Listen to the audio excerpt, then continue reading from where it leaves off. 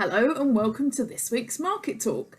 We have a special CEDA and training session this week, and so we have with us Adam Mason, who is the Director General of CEDA, and we have Nick Archer, who is the Director of Archer's Catering Systems, who has been instrumental in some of the standards developments that we're going to talk about today. So thank you very much, both of you, for joining us. Nice to be here, thank you.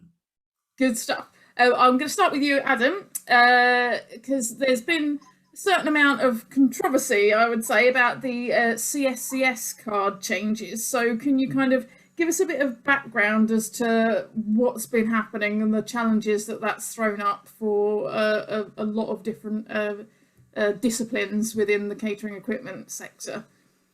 Yeah, absolutely. I think we had a meeting of members in the wider industry a couple of months ago, and I think I described it as it's been a labour of love without the love. It's been quite challenging. The Construction Leadership Council wanted to change the requirements in terms of getting CSCS cards. So traditionally, it's been about health and safety understanding of a construction site. And they wanted to change that.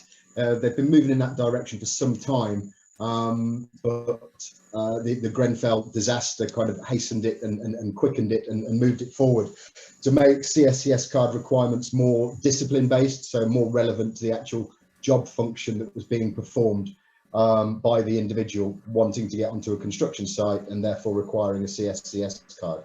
The health and safety element is still very much there. Excuse me, but when this was imposed almost overnight, it was a case of, right, in order to obtain a CSCS card, you now need an NVQ. For our industry, they tried to suggest that an NVQ level 2 in fitted interiors was the one that was necessary and required, and this really kind of needled and irked when we actually read through the standard. 95% of it was irrelevant to the jobs and the functions that are performed by our people on construction sites every day. And so we kind of lobbied against this, argued against it, created our own NVQ standard, but were unsuccessful in getting a training provider to deliver it for us. So we convened a meeting with CSCS and Build UK and basically said, look, what do we need to do? We want to do it. We want to hit these requirements and meet these standards, both as an association, but also as a wider industry. However, for far too long, our industry has been tagged on to other industries, and not just talking about CSCS, but training generally. We want to stand on our own 2 feet. We're prepared to put the work in as a trade association. Our members are more than happy to support us. What can we do? And after a fair amount of toing and froing, I think we arrived at the fact that we could produce our own industry training standards for disciplines within our industry that require CSCS cards. And as long as we could get these approved by CSCS and a card provider, in this instance JIB PMES, if we could get their approval, then we could go ahead. We developed the standards in conjunction with our members. We've had a group of members very active in it, one of which is Nick, and we've actually got approval from the relevant bodies to go ahead and launch. So we've now launched, in fact, 3 standards. It started off as 2, but we have training standards for installation engineers, project managers, and project coordinators, all packed up, all ready to go, and live. And in fact, we've got several people enrolled already in taking them. So that's kind of, in a nutshell. I'm conscious I've been speaking a lot, but it's been quite a long journey and a long road. And Nick, I don't know if you have anything to add to the process, but Yes. That's what it's been like from our point of view. Absolutely. Well, it sounds like it's positive that there's people already enrolled. So, Nick, can you just give us a bit of an idea as to what your input was in terms of developing these standards? Well, we've actually worked out within CEDA and some of the e-learning platforms and some of the courses that we already had, that when we got knocked back on the NVQ and with nobody being able to give us a training provider, that if we actually put it together ourselves, a lot of the boxes that we needed, if you can imagine the CSCS card as a circle, a lot of the segments were already in place. We just needed to work out how to put them in place to create the level that we needed for it. And it works great because we'd already done a lot of the modules when we set the apprenticeship scheme up. So a lot of the modules that we needed for the CSCS card were already in place from the work that both myself and Peter Kay and a lot of the other member companies. We had various meetings around down at First Choice to get the apprenticeship set up, and a lot of the modules that we had in place for that we could just transfer through to the CSCS card with a little bit of a tweak here and there. Plus, added to that, we already had electrical courses in place that we did, the training courses that CEDA arranged, and we also had the CEDA water regulations course that is currently in the process of being updated to make that more central to how we are as an industry. So once we were able to put all the boxes together, we were in a position to deliver the training for the CSCS card.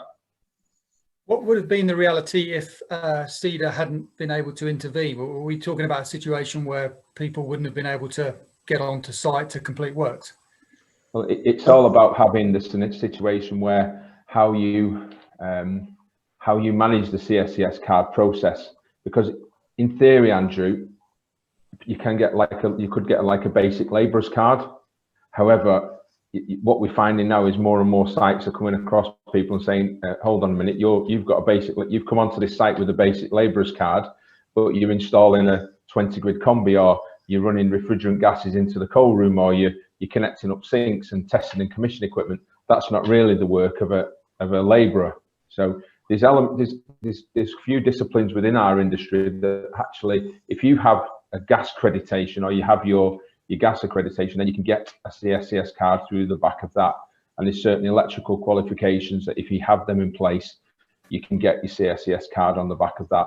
But for engineers that perhaps have not got a gas ticket because they don't need that in the discipline and in the work that they do, that is where this card fits. This is why it was so important, because there's a hell of a lot of engineers out there, this warewashing engineers who are just coming onto site for commissioning and for installing. They don't need a gas ticket, so why would they need to have gas ticket for a CSCS card? So this is why it was actually very important, and something that we had to move with fairly quickly, because there's going to be an element where people's CSCS cards are starting to expire, and if we didn't make the move or didn't put something in place quickly, then there could have been a bit of a void. Plus, yeah, as well, the other aspect is how different site managers want to govern the site. If they want to be the CSCS card police, for want of a better word, they could in theory ask you not to come on as a labourer, but then you just do a labouring task. So it's how that's managed. Obviously, through the past 12 months, through the COVID pandemic, I think most site managers have had other things on their mind, but as the next few sort of months progress, then it could be something that we're finding is going to be more prevalent to the lads getting onto site. Yeah. In terms of taking the NVQ route as was established initially, I think the cost was over £1,200, and the minimum requirement from a working time towards the NVQ was 192 hours, and that's at NVQ level 2. If we start talking about project managers, you're talking at NVQ level 6, you're talking 2,000 plus, in many cases 3,000 plus, and something like 1,000 hours of study time, of learning time.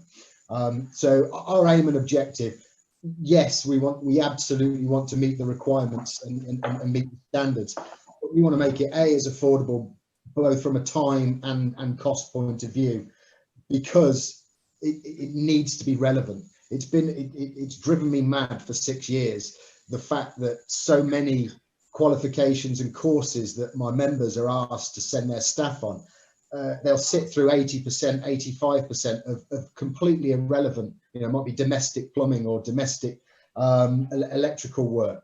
And then there's this little 10-15 minute, and if you do happen to work in the commercial sector. And I think what we said with the apprenticeship 18 months ago and the development of that, and with this is, no, we're not having that anymore. We're a big enough industry, we're a dynamic industry, we're a growing industry, and it's about time that we got the recognition, recognizing that in order to achieve that, we need to put the work in to develop these standards and develop these courses and develop these programs.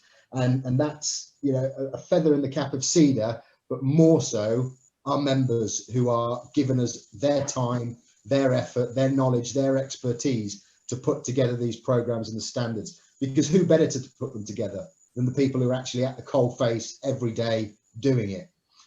So, as I say, to see a CSCS card that actually has the words commercial catering engineer on the bottom of it just fills me with glee. Yeah, and I mean, what you've described during that period is obviously quite a painful process, but it's clear from what you've said that this has given you a much stronger element of control in terms of shaping those standards and programs. So you must be very happy about that outcome. Yeah, particularly happy. I think Nick alluded earlier, it started with the apprenticeship, which was the first time in a decade that we'd actually gone into something wanting to achieve, you know, formal accreditation and formal standards. And what that has given us, as well as, you know, a great apprenticeship to move forward, is actually the template or the blueprint to then go and use the framework that we've created to apply to other disciplines. So again, as Nick alluded to, the formation of the training programs was very much based on the same formation as the apprenticeships. It's about what knowledge, skills and behaviour are required for an individual to be a successful person in carrying out this job and this function. And we now have that in place for installation engineers. We now have it in place for apprentice engineers, including gas. We now have it in place for project coordinators. We now have it in place for project managers. And then the next two disciplines that we're coming on to are for designers and for estimators. The first three probably born out of necessity, but I think what it's given us is the confidence as well as the blueprint to say, let's create these for every single role and discipline within our industry, because it then gives people the chance to strive to attain best practice if they're already in the industry. But let's give our members the confidence to recruit from outside the industry, knowing that very quickly and very cost effectively, they'll be able to bring that individual up to speed on the learning and the key, the knowledge, skills and behaviour that you need in order to be this person. And we're creating a whole program, and the internal title of it, if you like, I've never mentioned this outside of it, is we're calling it the DNA of. So what goes into the DNA of every single discipline that's required within our industry. So come the end of the year, because we're moving very quickly on this, come the end of the year, we'll have at least 7 disciplines within our industry where an individual can take the relevant training, learning to get the relevant knowledge, skills and behaviours to be a best practice individual at their discipline of their choice. And to finalise that, one of the things that's driving this is, yes, we want to attain standards, yes, we want to push standards, but also we want individuals that are currently working within the industry to have cross skills, so that not only are they a designer, but they have an understanding of the estimation process or the project management process or the sales process, or indeed the installation engineer's process. And I'm sure Nick would really appreciate everybody in his business, you know, having a joined up understanding of what everybody is doing, what's involved in their role, because I think it will create efficiencies within business. It will make better rounded individuals as employees, which will just drive standards in the industry, which is what we're trying to do. Great stuff. I'll say it's really, really positive that everything's being so professionalised. You mentioned there about the catering equipment engineer apprenticeships. Obviously, it's been quite disrupted by COVID. So I think now you're kind of moving on to the second cohort, hopefully this year. So if I just ask Nick, first of all, have you sent any of your staff on the first one, and then how are you approaching the second one? Are you going to be involved in that as well? We have 2 engineers on, or we had 2 engineers apprentices on the first cohort. Unfortunately, one of them slipped by the wayside during the first pandemic, which was a little bit disappointing. And we did have another apprentice, but he was probably a little bit too advanced for that for a sort of a 3-year apprentice course. So we've taken him down a different route, which is fine. But we are looking at supporting the second one. We've got an apprentice in place already. He'll be going on the next cohort, and then we're looking at to bring in 2 apprentices at the moment. So hopefully one of them will then join the existing apprentice we have to get on board with the next one, which hopefully will be September time. But that's all dependent on how that progresses. Good stuff. And were you involved in kind of developing that apprenticeship as well? Yeah, there was myself, and there was Kirsten from Kirsten Hadley put a lot of time and effort into it as well. And this was great, because this has been the effort of the apprenticeship, and there was probably half a dozen other companies involved with giving up time and effort. But that's been great, because it was the foundation for what we've built with the CSCS card, as I alluded to earlier on. So all of that time and effort that was put in for the apprenticeship has made all of the other boxes, as we've moved along, it's made everything else sort of not feel easy is probably not the right word, but it's not felt as daunting. Because when we all sat around the table in that initial meeting when we did to start the apprenticeship, I think we all sort of looked at each other as if to say, not sure we're ever going to get, I don't even know, we wouldn't have even known where to start. And there was a couple of people came in from training providers who sort of pointed us in the right direction. And then sort of after the first and second meeting, I think we all got that handle of like, oh yes, I think we understand now, and the input from everybody. And it's great, because you get everybody's different ideas. Everyone's had their own problems, and everyone has to deal with different things on a sort of day-to-day basis. So, but that has been the great foundation for us being able to put this CSCS card together really quickly. And certainly from an installation engineer's CSCS card perspective, it's been that the grounding has just been brilliant for that, and it was great that we had that in place, ready to press the buttons. Adam, and seeing the actual guys actually start the course at ECTA, the training provider, was actually really quite a big fillip for us all, really. I'm sure Adam will agree with that. I think there was probably a tear in Adam's eye when the picture of the first apprentices in the room came through. Yeah, it was great to see, and I think you're quite right, Claire, what you alluded to. It's been a challenging year across the board, but no more so perhaps than the 13 individuals that started the apprenticeship at the beginning of 2020, and within weeks, we all know what happened with the pandemic and lockdowns and restricting to the opportunity to train and things like that. We actually have 8 remaining apprentices on the course from the first cohort of 13. Which A is the majority, which B is extremely positive, because if they can go through a year like we've had and still be there and still be committed and still be involved, they're going to make great employees in the future. They really are. And so to have those 8 people, which is 8 more than we had, last year, coming into the industry and learning these new skills and learning their trade, we're looking at a cohort. Our next cohort will be 20 people. We're hopefully going to be starting in September. If not, it will be next February.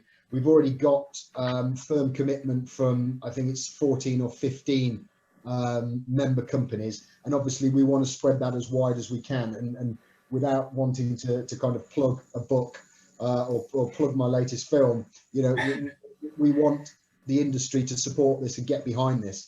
The likelihood is, if you're an installation or a service company, you needed engineers 3 years ago. The amount of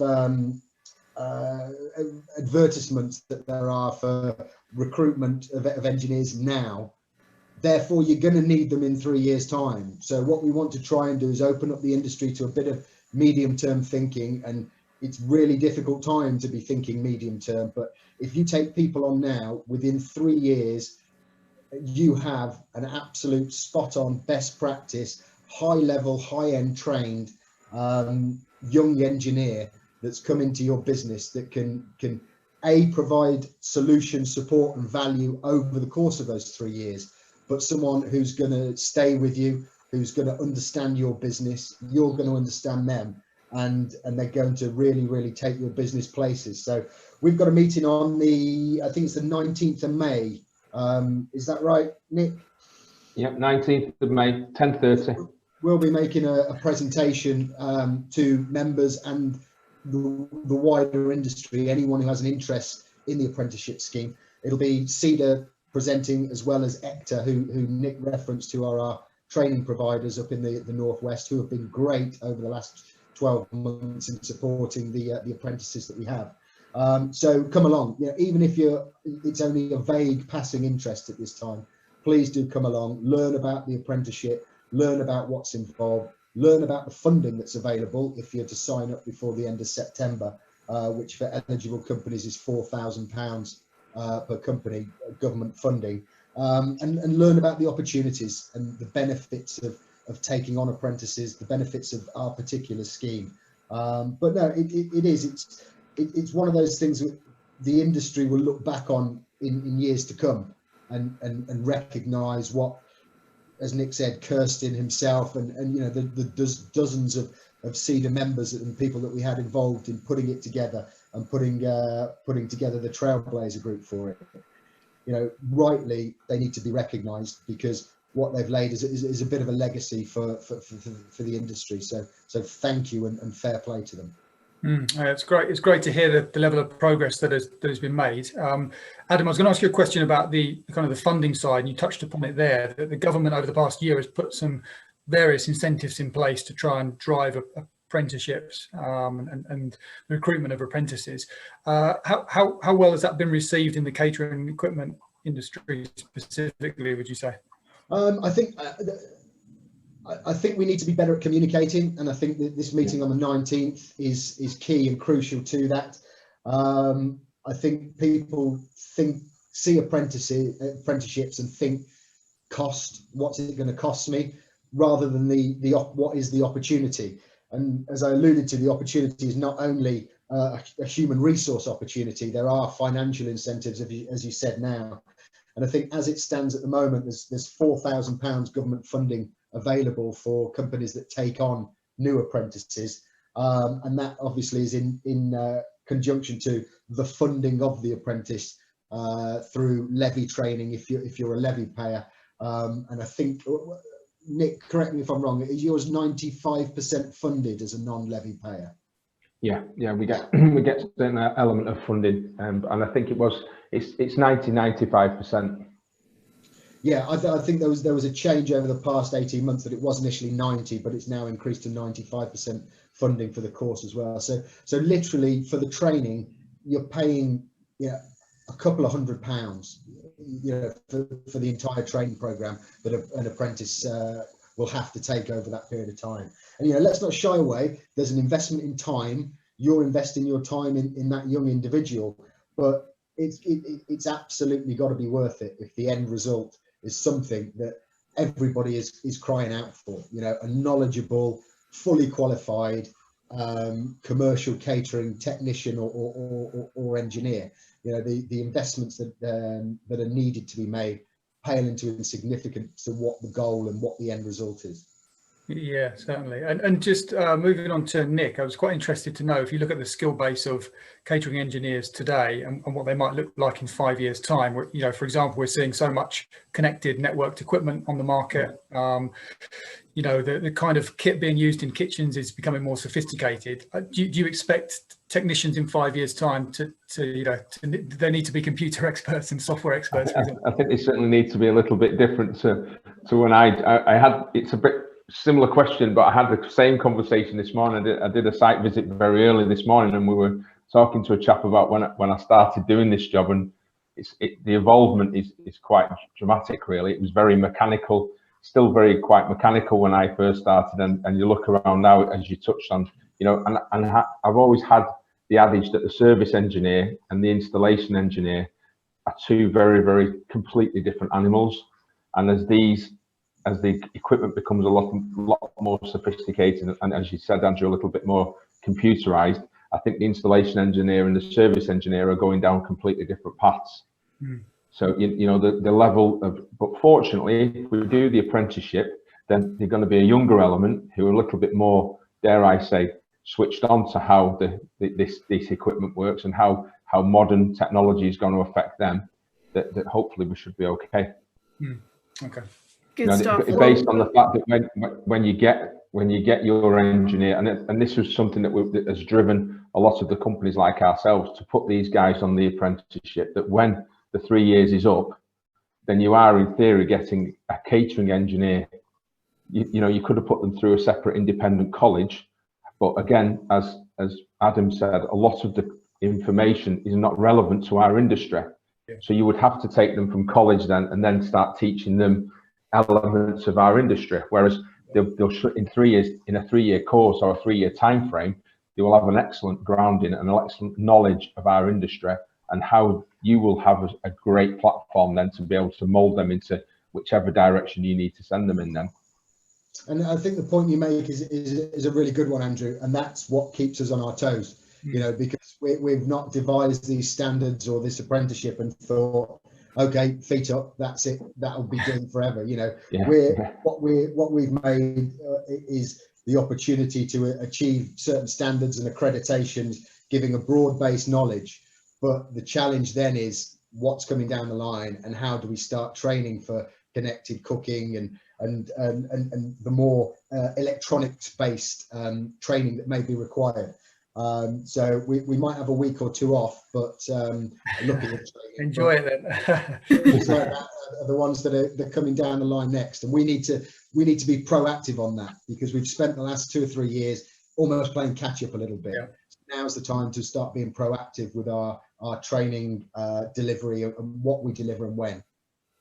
Good stuff. Well, we've actually run out of time for today's session now, but it sounds very positive, and I'm hopeful that all these training standards will prove to be a massive success going forward. So thank you very much, Adam. Thank you very much, Nick, for joining us today. And we'll see you again. Thank you, Claire. Thank you, Andrew. Good to see you both again. Excellent. And we'll see you again for another episode of Market Talk next week. Goodbye.